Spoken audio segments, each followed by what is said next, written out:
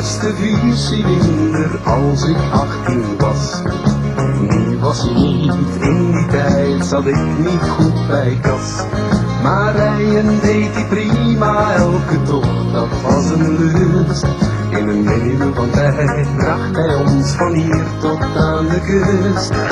Het dashboard was nog heel eenvoudig, vrij van elk comfort.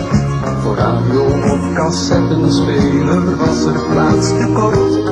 Maar de zetels waren warm bekleed met dikke schapenvacht. Als je daarin zat, dan reed die jouw kar nog o zo zacht. Dat eerste kleine wagentje vergeet ik niet zo gauw. Hoeveel ik ook van hem vroeg, hij bleef me altijd trouw. En als ik hem op de autokerkhof alleen achterliet, had ik echt verdriet. Nu scheuren wij over de baan met eens zoveel pk. Volgas geven de banden gieren, iedereen kijkt je na. Op de autosnelweg rennen wij de anderen voorbij. Het lijkt wel of er bestaat geen grote afstand meer voor mij. Toch had ik aan het autorijden vroeger meer plezier.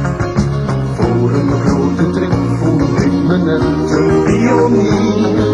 Er kon zoveel gebeuren, het was altijd een avontuur. Maar een auto hield zich dapper tot zijn laatste uur. Dat eerste kleine wagentje vergeet ik niet zo gauw. Hoeveel ik ook van hem vroeg, hij bleef me altijd trouw.